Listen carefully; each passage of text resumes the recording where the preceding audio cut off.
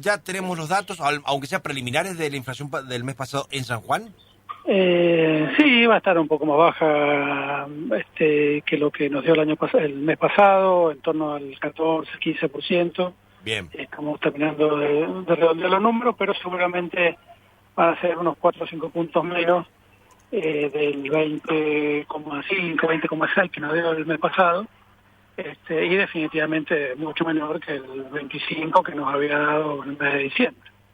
Bien. O sea que ahí podemos ver una tendencia a la baja, sin dejar de tener en cuenta que con una inflación del 15% anual estamos entre los 5 países con mayor inflación del mundo. Sí, yo O entiendo. sea, en vez de estar en el 10º subsuelo, estamos en el subsuelo número 6, pero todavía no llegamos a tierra, todavía seguimos bajo tierra.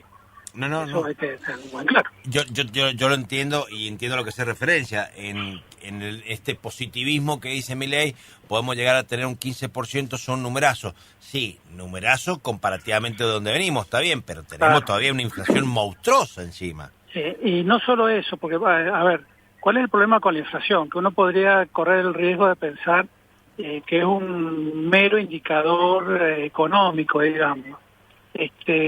Como si habláramos de la densidad del aire o de la temperatura media del día de hoy.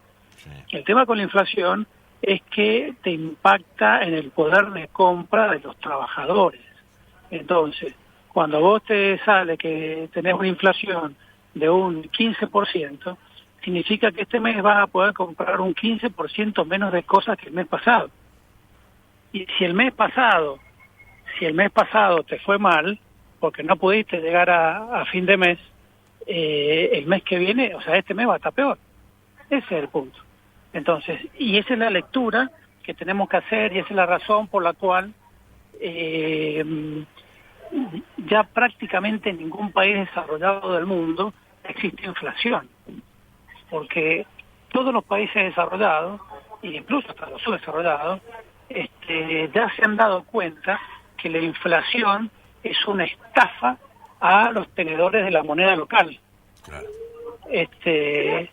Y es algo totalmente inaceptable. ¿Sí? Ese es el punto. Y ese es el concepto que lamentablemente todavía no tenemos en Argentina.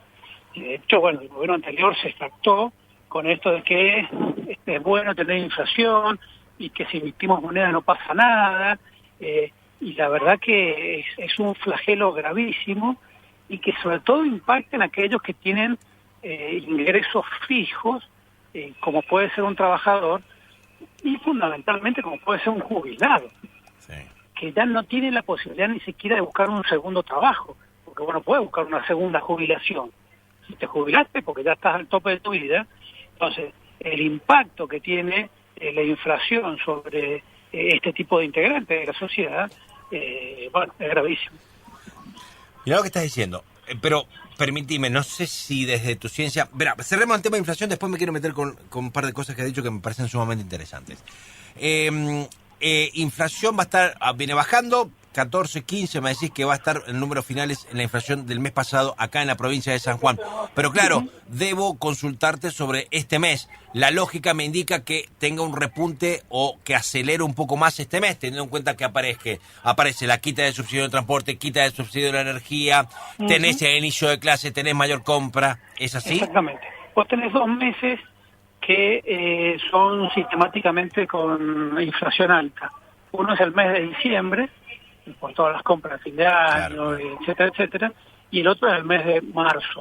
Son 2 meses estacionalmente con inflación más alta que el promedio del año, digamos. En el caso de marzo, eso se debe básicamente a la vuelta al colegio y a la vuelta a una serie de actividades que durante las vacaciones se suelen abandonar, como ir al gimnasio, hacer determinadas actividades programadas que la gente hace durante el año, que se interrumpen en las vacaciones, digamos, porque cambia la lógica. Entonces esa vuelta a esa actividad normal, digamos, de las personas durante el año normalmente ocurre el mes de marzo, y ahí vamos a ver incremento en la demanda de bienes, comida, ropa, servicios, etcétera, etcétera, y poner el acompañamiento con los precios. Bien.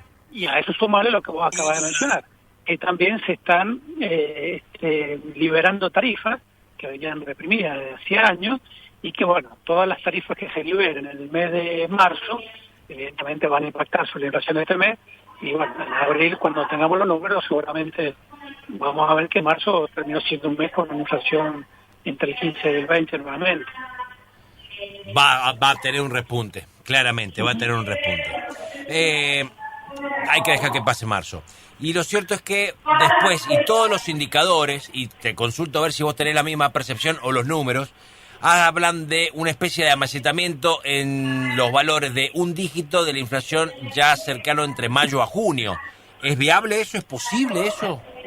Sí, o sea, la tendencia te marca que los precios siguen subiendo, pero con una tendencia decreciente, ¿sí? Ahora, bueno, la inflación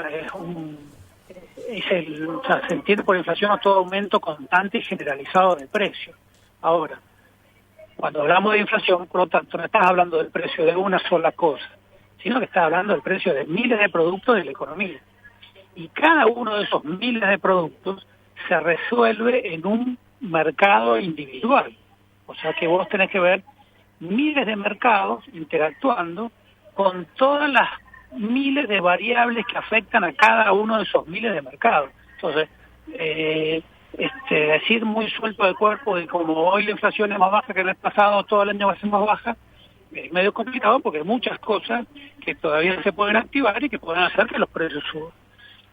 Dicho esto, la tendencia es una tendencia a la baja, digamos, o sea que los precios sigan aumentando, pero cada vez menos, puesto ya que en la medida que cada uno de estos miles de mercados que existen en la economía tienden al equilibrio, bueno, ahí los precios, la variación de precios empieza a ralentizarse, ¿sí? Empieza a ocurrir en los países desarrollados, digamos, que el boleto colectivo hace 10 años que vale lo mismo, tenemos que niveles de inflación muy bajas, son tendenciales.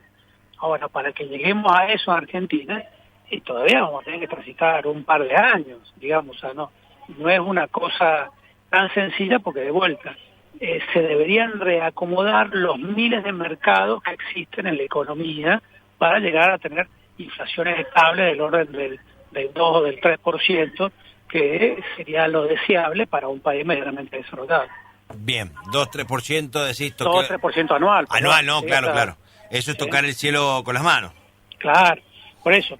A ver, tengamos en cuenta que Estados Unidos, por ejemplo, que es una de las economías más desarrolladas del mundo, el año pasado, en el 2023, tocó la inflación más alta de los últimos 40 años. Llegó a la locura de tener una inflación del 9% anual. Claro, tremendo. Y llevan prácticamente un año y medio tratando de que baje de ese 9 al 2. Y escasamente han llegado al 3,5. Y ellos lo están evidenciando como un fracaso. Llevan un año y medio tratando de bajar del 9 al 2 y todavía no lo consiguen. Siendo que es una economía que está preparada para combatir la inflación bajo todo aspecto. Entre otras cosas, porque el presidente de turno no tiene control sobre la moneda. Y Biden no lo puede ni llamar por teléfono al presidente de la Reserva Federal porque al otro día le piden juicio político. ¿Sí? O sea, algo es inaceptable para la cultura norteamericana. Ni hablar de Europa, el presidente del Banco Europeo no le tiene el teléfono a nadie, digamos, porque son instituciones verdaderamente autónomas y autárquicas. El sector político tiene cero injerencia sobre él. ¿Sí? Entonces, ahora en esos países absolutamente disciplinados, lograr el equilibrio te lleva mucho tiempo.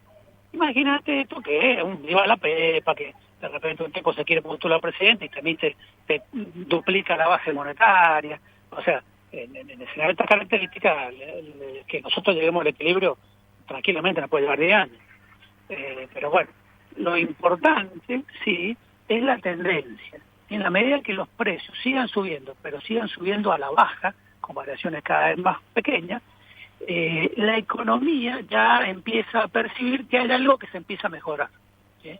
Y esa es la razón por la cual, entre otras cosas, que ustedes me la van a preguntar después, lo anticipo, es la razón por la cual está bajando el dólar. Claro. En la medida que la inflación tiende a bajar, comprar dólares como elemento de cobertura deja de ser buen negocio. Y si encima hay recesión y vos tenés un montón de dólares ahorrados, que lo estoy hablando del año pasado porque veías que las cosas se ponían mal, y ahora empezás a ver que se ponen bien, se empiezan a poner bien, pero te quedaste sin trabajo, o pero te cayeron la venta un 40% en tu negocio, ¿qué haces? Empezás a liquidar todos esos ahorros, todos esos dólares que tenés debajo del colchón. Entonces, por un lado tenés un aumento en la oferta de dólares y por otro lado tenés una disminución en la expectativa de que aumente el dólar, todo lo cual hace que los exportadores, por ejemplo, estén acelerando sus liquidaciones de exportación. Entonces, se empieza a generar todo un círculo virtuoso que tiende a que la economía vaya convergiendo hacia el equilibrio. Ahora, de nuevo, los países que ya operan correctamente tardan 2 o 3 años en corregir estas deficiencias. Argentina puede llevar tranquilamente una década. Pará, entonces está diciendo, seamos prudentes. No con esto salgamos a tirar manteca al techo, a festejar. Esto va a durar años. Claro, no descorchemos porque tenemos inflaciones inaceptables para cualquier país europeo, Estados Unidos o Japón, al menos durante los próximos 10 o 15 años. Al menos, ¿sí? Inflaciones que para ellos serían inaceptables. Para nuestra, un lujo. O sea, si vos a cualquier político argentino decís, mira, a partir del año que viene vas a tener una inflación del 9% anual. Sí, ¿dónde te firmo? Olvídate, pero yo te lo firmo. Pero me largás 30 anual y te abrazo y te doy un beso y me caso con vos. Bueno, más o menos. ¿O no? Bueno, ¿cómo se llama? En Brasil, hace 6 o 7 años atrás, el ministro de Economía renunció porque la inflación llegó al 5,5%. Y presentó la renuncia. ¿Tá? O sea, eso es lo que ocurre en los países normales, digamos, entre comillas. El nuestro no es muy normal. Y bueno, por eso que aceptamos y convivimos con cosas que para el resto del mundo son absolutamente inaceptables. Claro, sí. Claramente. Bueno, che, muy linda charla. A bajar los niveles de ansiedad, los niveles de exitismo, sí tiende a controlarse todo, de todas maneras está ahí. Como diría mi abuela, mirame y no me toques. Sí, o sea, en la medida que se empiecen a resolver un montón de... ¿Qué ocurre? O sea, la economía de Argentina tiene 2 millones de problemas, pero tenés que ir de mayor a menor, digamos. Tenés cuestiones relacionadas con la macroeconomía y con cuestiones de equilibrio del sector financiero que son críticas porque si no, mientras no soluciona eso, no podés hablar de nada, digamos. Esas son las cosas que ha empezado a abordar el gobierno, a mi juicio, con muy buen criterio, digamos. Empezar a resolver el excedente de moneda. De hecho, en las últimas 4 semanas ha emitido estos bonos que está emitiendo ahora el gobierno, los COPREAL, que son los bonos que le dan a los importadores que no pudieron tener dólares para pagar sus importaciones, y a través de la emisión de esos bonos, que son bonos dolarizados, digamos, una deuda en dólares que está asumiendo el Tesoro, en realidad el Banco Central, en estas últimas 4 o 5 semanas, ha absorbido el equivalente al 80% de la base monetaria argentina. Bueno, para. Explícame eso, pero no es menor. Ha absorbido el 80% de la base monetaria argentina. Pero ¿la absorbe y qué pasa? ¿Destruye esos pesos? ¿O qué claro, los inmoviliza? ¿Genera más deuda a futuro? Está bueno, la otra también, las dos. Absorbe el dinero, ¿qué significa? Que lo saca de circulación sin remuneración. O sea, no es un pasivo remunerado del Banco Central, como ocurría con la LELIQ, el gobierno de Fernández y de Massa, o como ocurre ahora con los pases del Banco Central. Los pases del Banco Central es todos esos excedentes de dinero que el Banco Central, técnicamente el concepto que se usa es esterilizar, los esteriliza, los saca de circulación, pero a cambio vos te pagas una tasa de interés. En este momento esa tasa de interés es del 100% anual. En el caso europeo lo que han hecho es absorber liquidez, o sea, sacar pesos de circulación, y es como si a todos los efectos prácticos esos pesos los hubiesen metido al incinerador y los quemaron, y no están más. ¿Sí?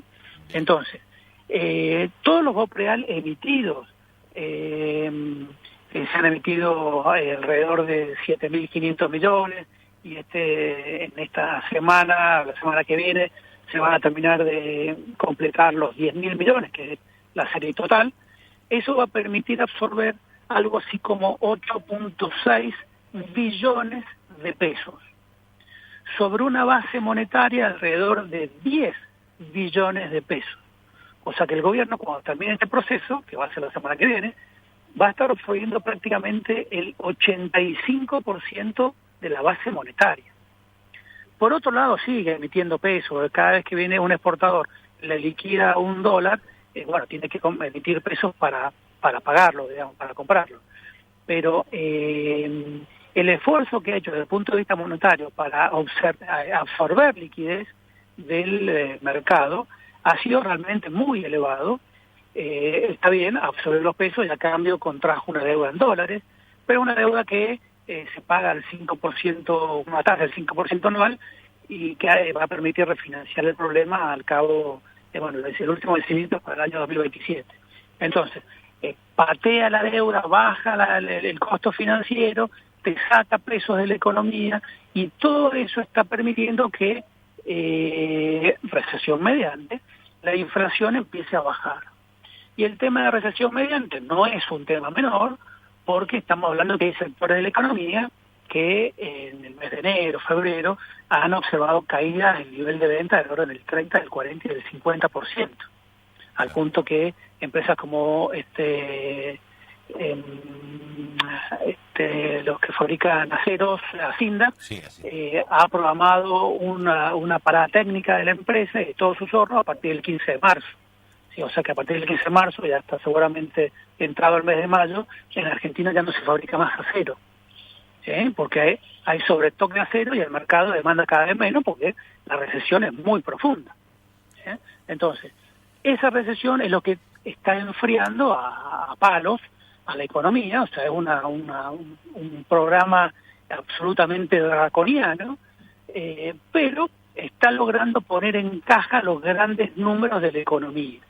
Sí. Cuando ese proceso finalice, que es muy probable que ocurra a fines de marzo o tal vez les lleve una parte de abril, recién vamos a estar en condiciones de conocer cuál va a ser el programa económico que este gobierno va a poner sobre la mesa. Parate, que eso te va a preguntar, porque yo escuché a Milei, siguió con el ajuste, siguió con toda la lírica, pero no me dijo cómo salimos de esto, no me dijo cómo íbamos a salir para reactivar la República Argentina. Y vos me estás diciendo, parate, que termine de limpiar, lo traduzco, termine de limpiar, termine de ordenar el despelote la macro, para recién ahí darnos a conocer cuáles son las herramientas o el plan económico de reactivación de la República Argentina. ¿Entendí bien? Exactamente, ese es el punto, digamos, un punto con el cual yo discrepo en cierta medida, porque esas son dos herramientas que vos deberías poner sobre la mesa el mismo día. O sea, por un lado, proponés un programa financiero, que es lo que viene haciendo Caputo, pero tras cartón poner sobre la mesa tu programa económico. O sea, definís cuáles son los sectores de la economía que vos estás identificando como prioritarios, sectores que son los que tienen la mayor generación de empleo o la mayor generación de dólares por exportación o el mayor nivel de productividad en términos de competencia a nivel internacional. Entonces vos seleccionás esos 2 o 3 sectores y todas las fichas se las pones a esos 3 sectores. Y el resto tendrá que esperar hasta el año que viene o el próximo. Pero con esos 3 sectores, si vos lográs, por ejemplo, el sector de oil and gas, el sector agroexportador y el sector de tecnología de la información, esos 3 sectores te explican alrededor del 80% de las exportaciones argentinas.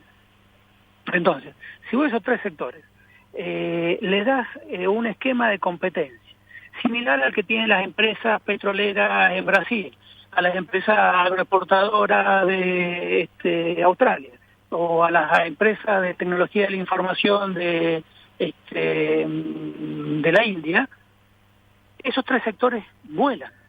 Y de repente en un año vos podés estar incrementando las exportaciones en un 40 o en un 50%, y generando puestos de trabajo directos e indirectos que te permitan absorber 1 o 2 millones de puestos de desempleados, de personas que hoy están recibiendo un plan social. Entonces, en la medida que vos, al lado del programa financiero, que es una condición necesaria, vos ponés un programa de desarrollo económico, que es la condición suficiente, ahí sí se te alinean todos los patitos y la gente es como que empieza a ver que hay luz al final del túnel.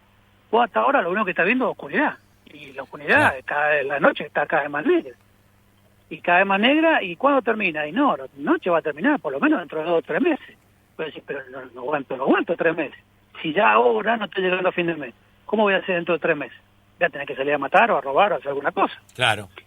Esa es la pata que yo veo que le está faltando al gobierno en este momento, en términos de política económica, que espero que la empiece a resolver cuanto antes, porque eso es lo que te permite controlar el humor social, te permite poner sobre la mesa cambios más profundos, que hoy un poco lo que siempre dice el presidente, la casta se opone, la casta te pone para la rueda, la casta, pero porque no estás poniendo un plan de desarrollo económico sobre la mesa, ¿sí?